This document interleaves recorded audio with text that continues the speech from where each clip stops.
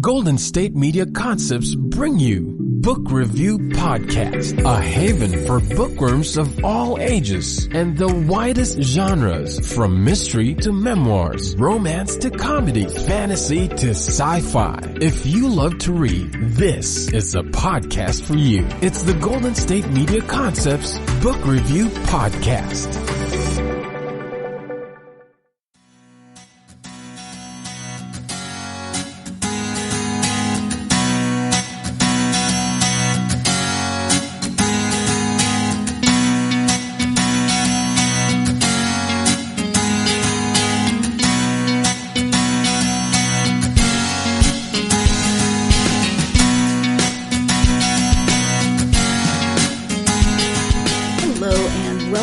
GSMC Book Review Podcast, brought to you by the GSMC Podcast Network. I am your host, Sarah. It is wonderful to be back with you. I hope your week is going well. I have no idea what my week is doing. It is so crazy and so busy, and we have so much going on, and I keep having technical issues with my computer equipment. So I am using a computer that I don't normally record on, and it's fine, but things aren't in the places where they're supposed to be. You know, it's just, you ever have those days where the simplest things take like 900 hours to complete? They should have taken 3 minutes, and they take 900 years. Yeah, it just changed from years to hours, or from hours to years, because that's seriously how this week has felt. It's just one thing after another. And yeah, anyway, I mean, my week is actually going fairly well. We have some friends over from the UK. It's been wonderful to see them. Another friend of my husband's just got in today, so we're going to hang out with him. He lives in California and came to visit. Another friend next week, also from California, will be coming to visit. So it's really busy, but some really good experiences. Our friends from Germany just went home over the weekend, and so we spent time with them. Yeah. And of course, allergies still kicking my patootie, because that's what they do this time of year, and I am grateful for allergy meds. Anyway, that is enough out of me. Just thought I would catch you up on the craziness, as I always do. We, though, are here to talk about books, and I'm excited because I get to do a middle grade book this week. I am speaking with author Patricia Mechael. Book The Antidotes, Pollution Solution. As I said, this is middle grade, and let me go ahead and give you the description of the book. Just when a group of fifth grade friends is returning to normal life and to school after a global pandemic, the waters of the Chesapeake Bay have become polluted by a plastic-eating bacteria experiment gone wrong. And both fish and kids are getting sick. Izzy, Gear, and their friends go to science club and discover a fishy cover-up. The school has to close down again. These climate warriors, who call themselves the Antidotes, join forces with public health activists to find clean water solutions. The friends use STEM strategies to help save the Earth from a potential disaster. They also have secret meetings, do a little spy work, and make some useful discoveries. The Antidotes race against the clock to get out the word to kids around the world about how to stay safe. But will the Antidotes be able to get enough kids to achieve zero plastic use before it makes any more fish or children sick? Join the Antidotes in their first science adventure, and stay tuned for more stories to come. And again, that is the description of The Antidotes, Pollution Solution. And I am so excited that there are more stories to come, because I really enjoyed these fifth graders. I enjoyed their quirkiness and their love of science and technology. And one of them is in the science club, but he's also, STEM, science, technology, engineering, and math, but there's also STEAM, which includes arts, and one of the characters is very creative. Actually, a couple of the characters are very creative, and they love science, but they also love to be social. They love to make videos for social media and be very creative in other ways. So I just like that there's a lot of diversity in this, and the children take it upon themselves to address a situation that is concerning them, which I think young children of a lot of ages often find themselves wishing they had more agency. And this book shows that even if you're younger, even if you're only in 5th grade, you can do research, you can ask questions, you can be a part of a solution when there is a problem. And, maybe you'll have some good ideas that will help, as is the case with these science club kiddos. So I am very happy to have Patricia here on the podcast to discuss this book. Again, it is called The Antidotes, Pollution Solution, and let's go ahead and turn now to the interview. And actually, before we do that, I'm just going to say that in my calendar, Patty was Patricia, and so I just stuck Patricia in my brain, but when I look on Amazon and I look on the book cover, and she introduces herself as Patty, so if you look for this book, you may want to look under Patty instead of Patricia, but probably you'll be able to find it if you type in the title. So I just wanted to make that caveat, because I do refer to her, as I did in the intro, as Patricia, but Patty, Patricia, I think either way. Just wanted to throw that out there. On to the interview. Hi, Patricia. Welcome to the podcast. Thanks, Sarah. I am very happy to have you here. We're going to talk about your middle grade book, The Antidotes, Pollution Solution. But before we do that, if you wouldn't mind just sharing a little bit about yourself so my listeners can get to know you, I would appreciate it. Sure. So, Patty Mechael, and I am an award-winning global digital health specialist. I mostly work on technology and health in low and middle income countries. So in, countries throughout the continent of Africa, as well as in Asia and Latin America, mostly on technologies and projects that include things like telemedicine and using mobile phones to improve access for pregnant women to health information and services during their pregnancies. Which all makes a lot of sense in terms of the subject matter of this book, which takes place after a pandemic and dealing with a new concern. Can you give an overview of the story? Sure. So the Antidotes Pollution Solution picks up at, as a group of 5th graders are going back to normal life and to school after a global pandemic has them out of school for a couple of years. And as they return back to school, they end up on a field trip where they discover that there is a plastic-eating bacteria that is starting to release a toxin that is making the fish and kids in the community sick. And so they form the antidotes to try to understand the problem, and they apply, very basic public health principles as well as science, technology, engineering, and math, so STEM skills, to really defining the problem and then coming up with a solution and mobilizing kids throughout the world to respond to this problem. And they develop a video game and social media outreach program using technology to mobilize kids to take action. And obviously this subject matter is right up your alley in terms of what you do in life, but what was your inspiration for the story and for writing the story for publication? Sure. So at the beginning of the pandemic, my son and I, who was 7 at the time, were talking, and I think I said something in jest around, we wouldn't be in this mess if kids were in charge. And just seeing, just how abysmal the response to the crisis was and how people were just really not taking it very, very seriously. And I sort of looked around and I started to see, the schools were starting to shut down and kids were being very deeply impacted by the pandemic, but they weren't necessarily being engaged in a very concrete way to respond to it. And to me, it just felt like a really important untapped resource.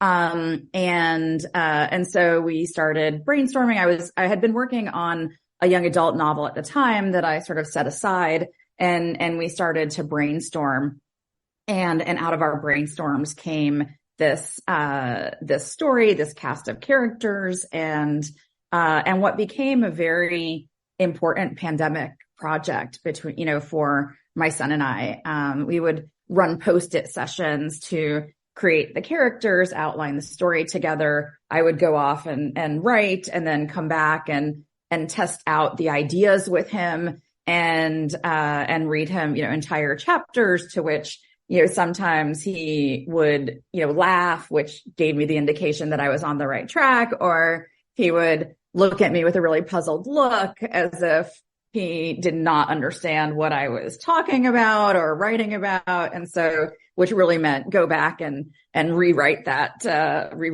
section, so that it's clear. And then some of the more inspiring quotes in the story came directly from long walks with my son and our pandemic puppy, Mahfouz. And one of my favorite quotes in the Antidotes Pollution Solution is, "No kid would ever let another kid die if there was something they could do about it." Yes, and I love how involved he was in the process. That had to have been just a very exciting and special experience for both of you. How invested now is he that the book has been published? He's really funny. Sometimes he gets really excited about it. And we've done some joint interviews together, including one for the Sustainable Development Goal Initiative to encourage schools to, take up projects and initiatives related to the Sustainable Development Goals. And so he'll get kind of psyched, and he'll be very engaged. But then at the same time, he's like a little embarrassed by it. He's like, "Mom," it's like, "Do you have to talk about that?" And so he has that kind of push pull around the book. He's an introvert by nature, so it's not really in his nature to be kind of out there. Although he does have a theatrical side to him as well, which is really, really fascinating. So we'll see where he takes all of that in his own journey. But for now, he's a very willing and happy creative collaborator on this particular writing projects and other writing projects that we're working on. But he's not terribly interested in the book promotion side of things. Right. That's probably a little less interesting to him. And, parents are embarrassing. We are. just the way we breathe and exist in the world. That's so true. Okay, now that you know a little bit more about this book, we're going to take our first break for the episode. When we come back, Patty will be talking a little bit more about the children in the science club and, what about them you're going to like as characters. So stay tuned. You're listening to the GSMC Book Review Podcast, and I will be right back. Are you tired of the same old news? Are you sick of the seemingly endless political spin and negativity? The GSMC America Still Beautiful podcast is a weekly news podcast covering all the top positive and uplifting news stories. We cover stories that will inspire, uplift, and remind you of the good in the world. Tune into the Golden State Media Concepts America Still Beautiful podcast to get all the great and positive news stories of today. Download the GSMC America Still Beautiful podcast on iTunes, Stitcher, SoundCloud, Google Play, or anywhere you find podcasts. Just type GSMC in the search bar.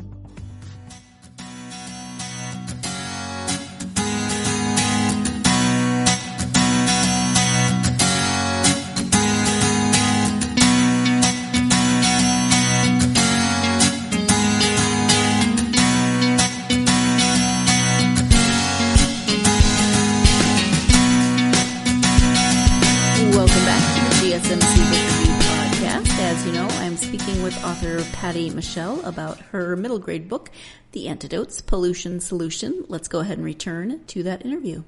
There are 5 kids in the science club, so that's the core group of the book. It's mainly told from 2 perspectives. Can you talk a little bit about the science club and the kids in the science club and how those children might resonate with readers? Sure. So The two main narrators are Gear and Izzy, and they are both members of the science club. Gear's mom is a public health specialist and, runs the science club. And so Gear's dad was the parent who invited the kids on the research boat at the beginning of the story. He's a marine biologist. And so Gear, kind of grows up in this very sciencey, researchy environment. And he, starts to notice that things are going awry and really wants to kind of step up and mobilize everyone to do something about it.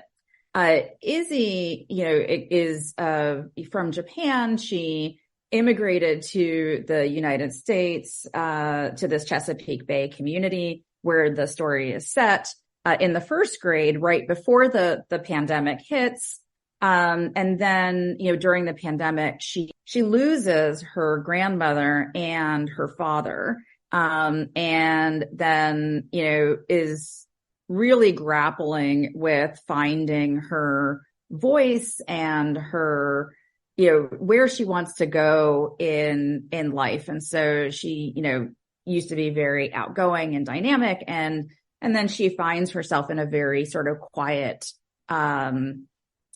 place and kind of struggles to find a way to get her voice back. She's also very excited and interested in science, and actually Gear and Izzy, in their storylines really, illustrate the importance of diversity in the sciences and the importance of women and girls in STEM as part of the story.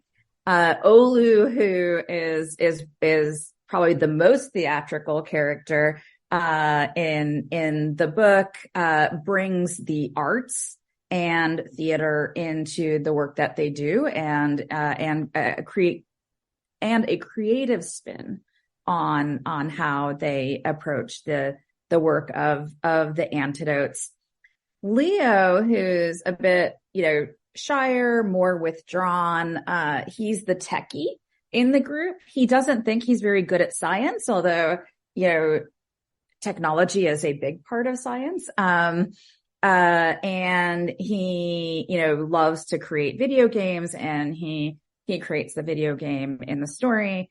And then Susie Sanders is the class bully, and she is the daughter of the antagonist in the book, who, is a senior executive in a plastic producing company that, that releases this plastic eating bacteria to cover up a scandal of plastic, waste dumping in various waterways. And she is a staunch defender of plastics, and also gives Gear in particular a very tough time. But she wants to, belong, and wants to have kind of that, connection. And so she is a part of the science club, and eventually goes through her own kind of story, development and evolution as a character. And, I will not tell you what happens with her at the end, but I'll just leave it at that. Yeah. But I do appreciate that you give Susie, she's not a major voice in the story in terms of it being told from her point of view, but you do get bits and pieces from her point of view. And I do appreciate that the antagonist in the story, we as readers learn more about her and why she is, why she's acting the way she is. She's not just black and white. She's not just the bully of the story. No, and very few are, right? So very few humans become the way that they are or who they are, without some sort of background or foundational reason for whoever they become and evolve into. Yeah, absolutely. Another thing that I liked was the relationship between Gear and Izzy, in that Gear likes her and he wants to be friends with her and invites her to the science club, but then he struggles because she's better at science than he is. And maybe it's because she's a girl. Maybe he just doesn't want anyone to be better than he is. But you really brought that in to kind of highlight those, some of the challenges that young women might face when they participate in STEM. And it's a very real challenge. I mean, I've experienced it professionally as an adult. And so, and even as a child, I had an experience in the 4th grade where I, had a math teacher who was just not very supportive of me in my math classes. And it was very difficult for me to kind of overcome, some of the things that were said to me, in those periods. And they, fortunately I did end up in a much better and much more supportive situation, as I kind of grew older. But these challenges are very real. Yeah, absolutely. And so it's good that they're brought into the story and addressed in some ways. What types of research then did you do for the story? Sure. So my background is in public health but public health is such a broad, and wide field. And, but I wanted a disease, or health condition in the antidotes, pollution solution that was somehow tied to the climate crisis, as well as to, the increase in a lot of the newer public health challenges that we're seeing, which are coming from more of the animal-human interface. And so many of the more recent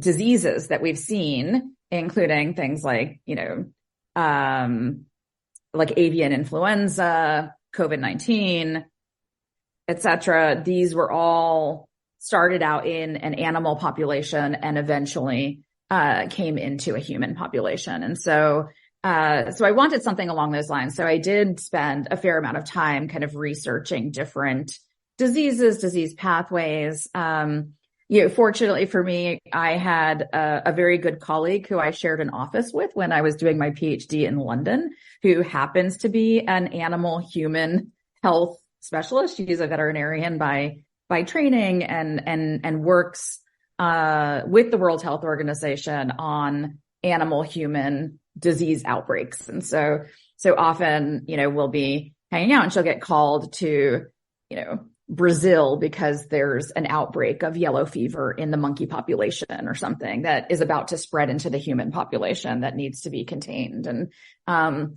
so she became a very important advisor to me on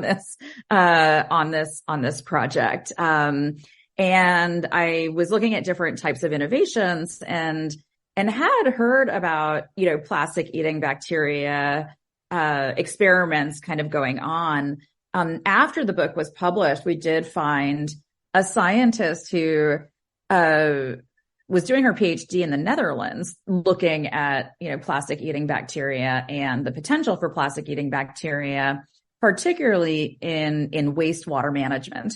And it was really fascinating to kind of see this thing that I sort of felt like I was like half making up, half like fictionalizing in, within the story and within the book, actually, being studied and used in real life.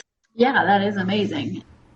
And it's time for our second break of this episode. When we come back, Patty will be talking about what she hopes readers might take from this book. Stay tuned. You're listening to the GSMC Book Review Podcast, and I will be right back. Tired of searching the vast jungle of podcasts? Now listen close and hear this out.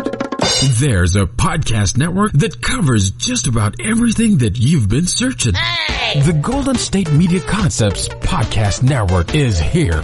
Nothing less than a podcast bliss with endless hours of podcast coverage. From news, sports, music, fashion, cooking, entertainment, fantasy, football, and so much more. So stop lurking around and go straight out to the Golden State Media Concepts Podcast Network. Guaranteed to fill that podcast itch. Whatever it may be. Visit us at www.gsmcpodcast.com. Follow us on Facebook and Twitter, and download us on iTunes, SoundCloud, and Google Play.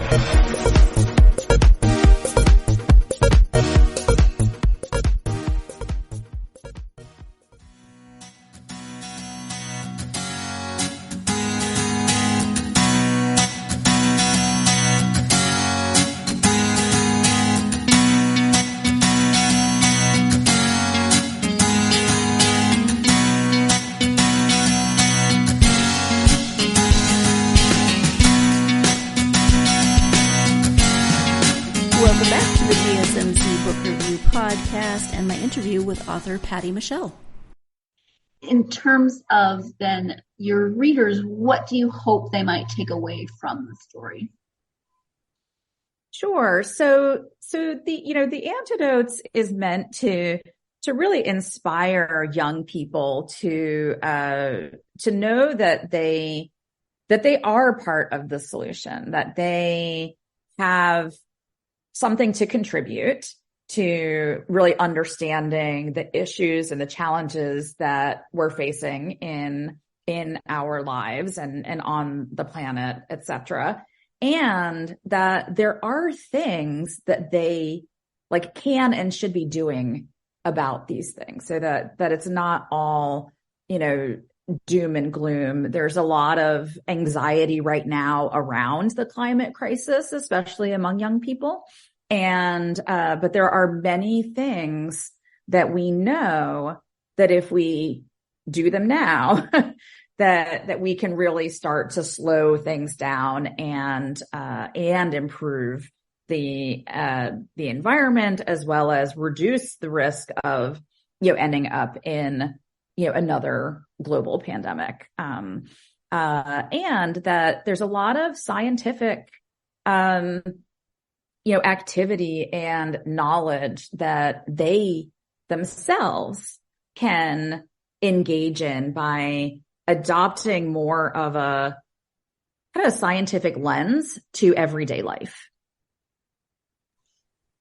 Yeah, anxiety is understandable. I mean, they're the ones that are going to be living with it longer than any of the rest of us, right? So it makes a lot of sense that they would have that anxiety and want to know ways that they can help or learn more. How about your characters? Did you have pretty good ideas of those characters when you sat down and started writing the story, or did the characters evolve as you wrote, or was it a little bit of both? It was a little bit of both.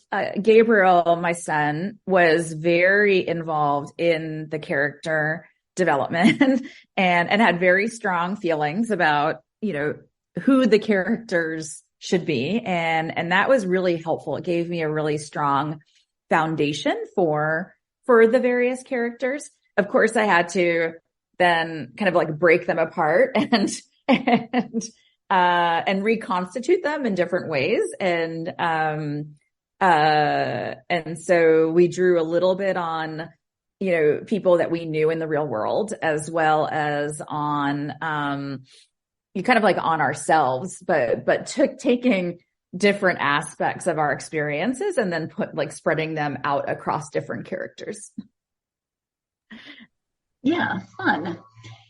And what do you think about this particular age draws you to writing middle grade fiction as opposed to young adult or more toward younger readers?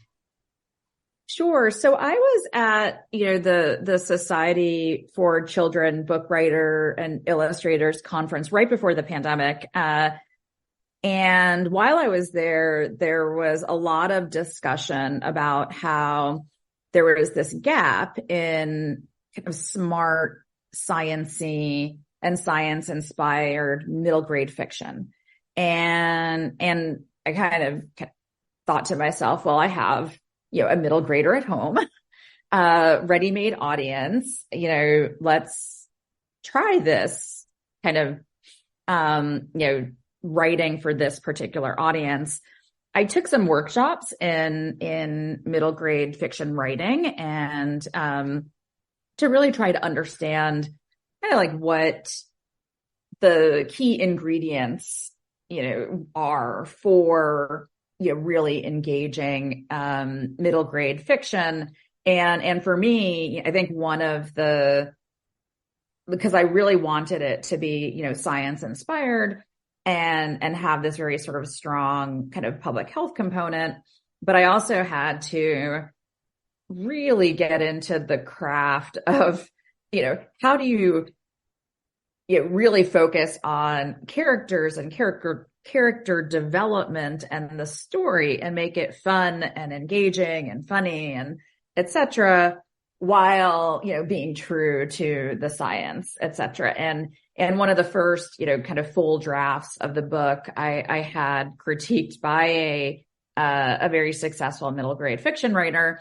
And, she came back to me and really provided very constructive feedback on, more story, less science. And I had to, and I think at the time, like the disease pathway was really complicated and, and I had to really go back and, kind of push the story to the forefront and really weave the science and the public health more, subtly into the story so that was not the thing that was driving the story. I can imagine that would be difficult just with your level of knowledge to try to break that down so that it's engaging for readers and not just an information dump.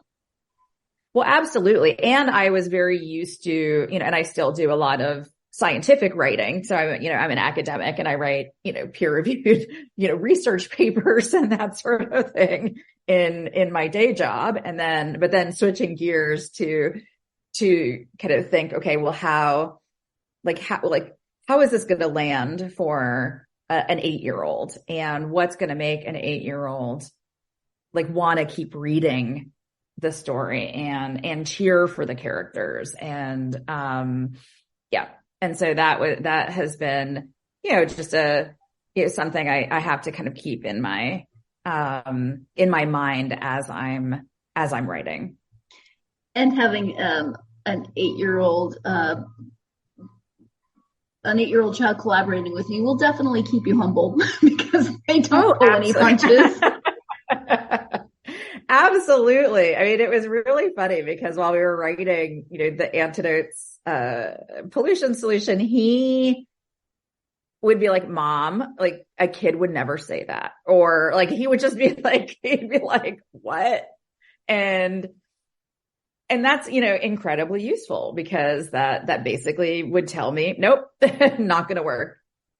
Rewrite. Exactly. Yes. Now that you have the antidotes and they've worked through their first problem together, will it be a series?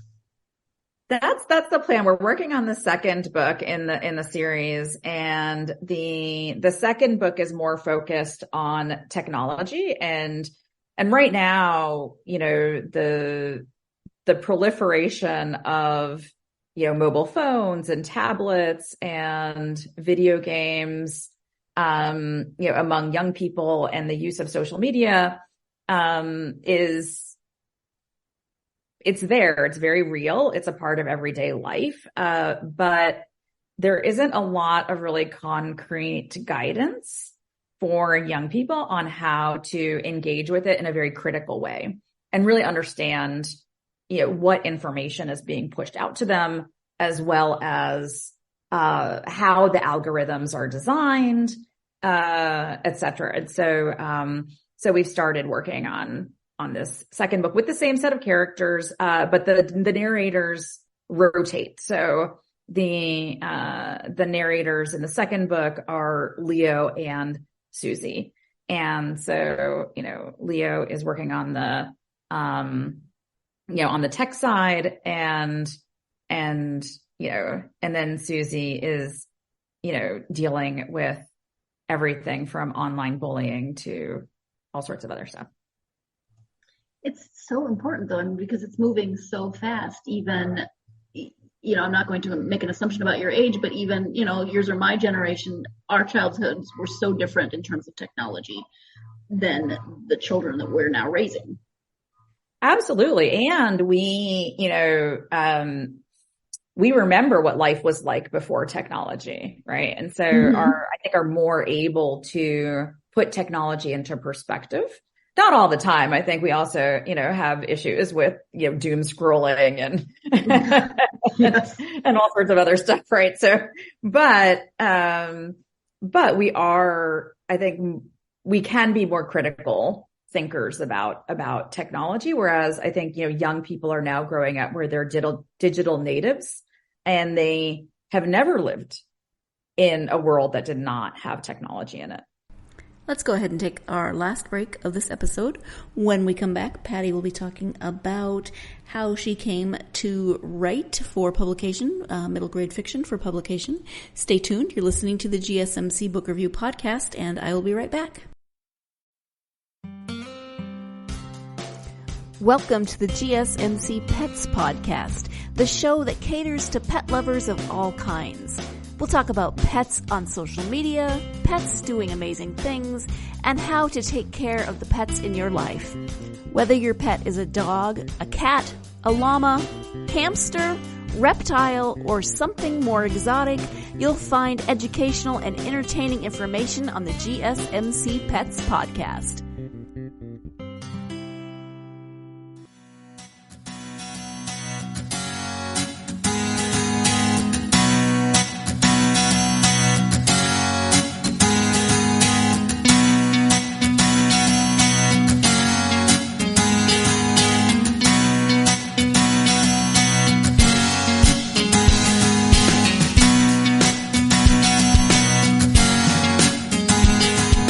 Welcome back to the GSMC Book Review Podcast and the conclusion of my interview with author Patty Mechael.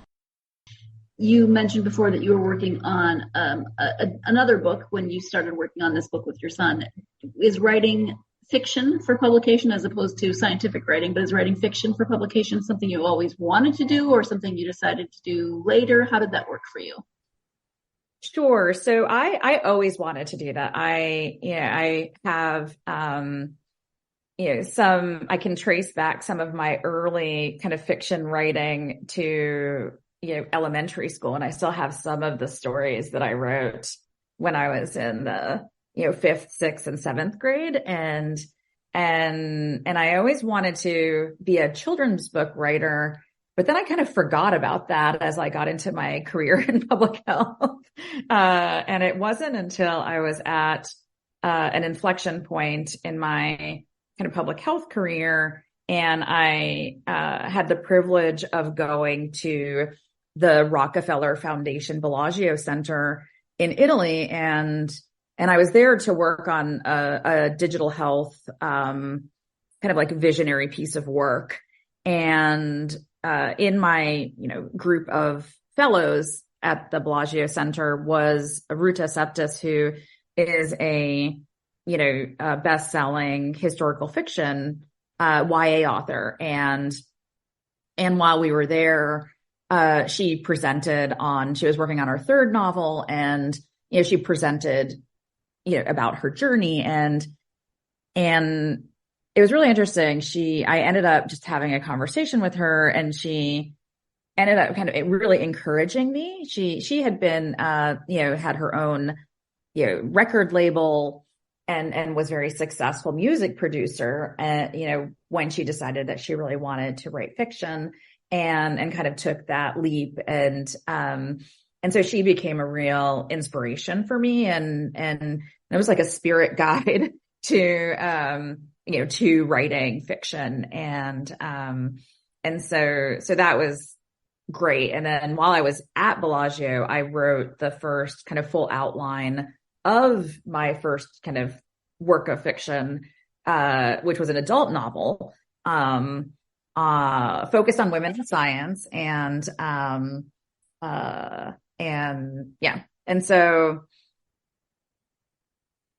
that was sort of how I got into into fiction writing. Well, it's wonderful, though. It sounds like you had a really good mentor. If you were to turn that around and have advice for other aspiring authors, what would that advice be? Sure. I mean, I feel like my advice for aspiring writers is to write as much as you can, write what you have in, that you're compelled to write and share with the world.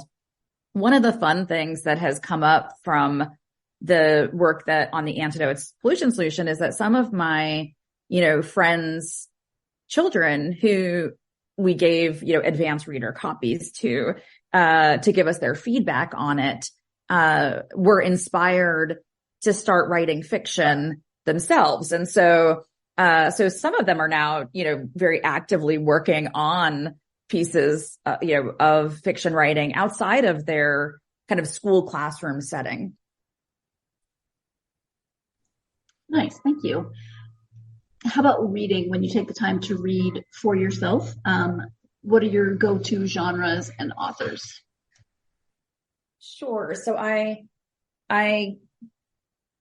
when I'm reading books, I rotate between middle grade fiction. So I do read a lot of middle grade fiction for both entertainment as well as inspiration.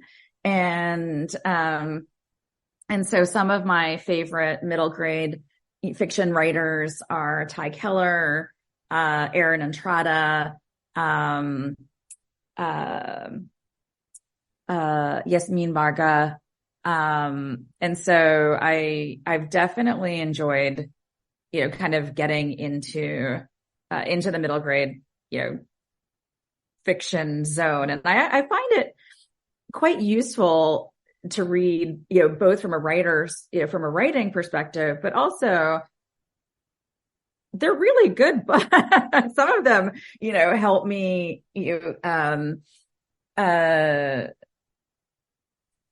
kind of process back through things that, maybe happened in my own childhood, or, give me like a new perspective on what's happening with my son.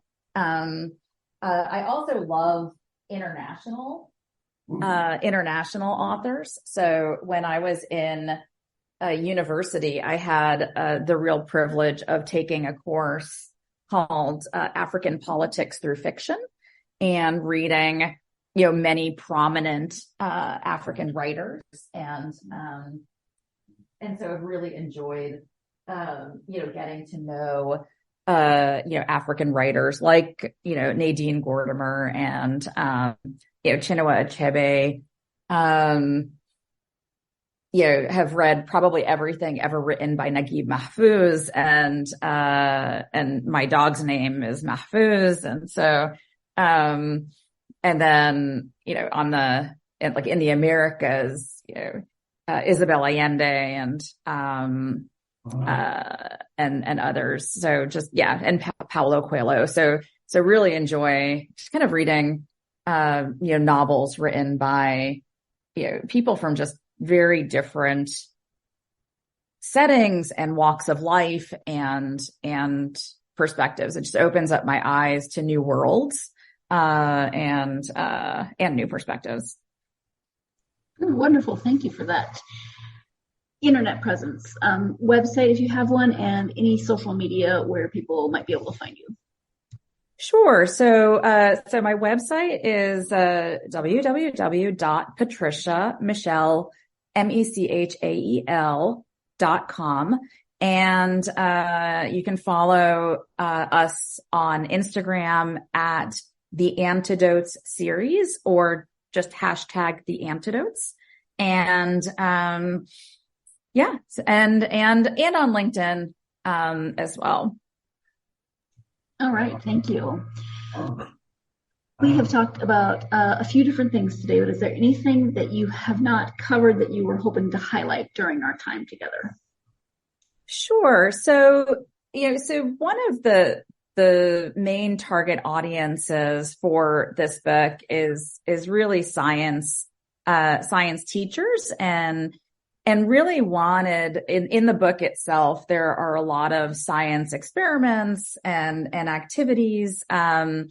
For Earth Day next week, I will be launching a curriculum guide for science teachers and for reading teachers to do cross-disciplinary, reading and activities inspired by the book and using the book to engage students in experiments as well as in conversations.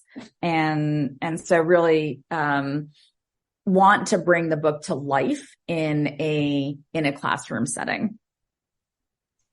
Wonderful. Thank you so much for that. And thank you so much for taking the time to talk to me about the book and writing. I really, really appreciate it. No, thank you, Sarah. This has been wonderful. And, for me, like I really wrote the Antidotes Pollution Solution because I believe that young people have so much to give and we just don't engage them as effectively as we could.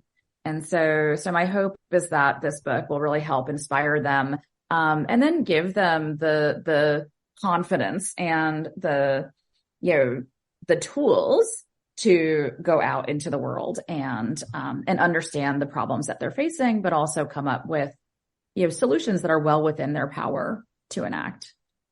That's wonderful. Thank you so much again.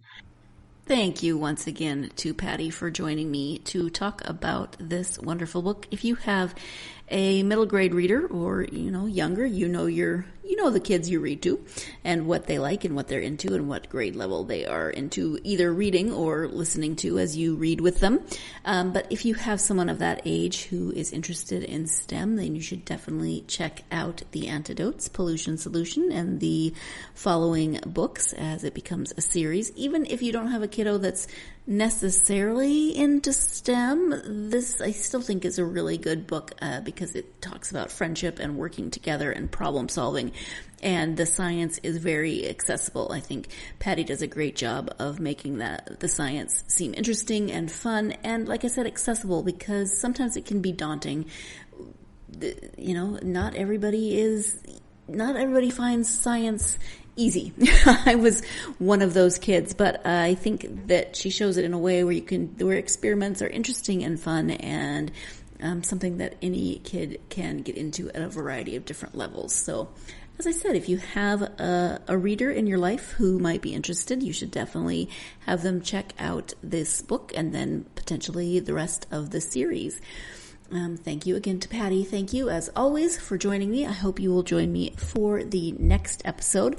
We're going to be switching our attention to suspense and crime fiction when I am speaking with author Carla Damron about her novel, The Orchid Tattoo. So join me for that, especially if you are a fan of crime fiction or suspense.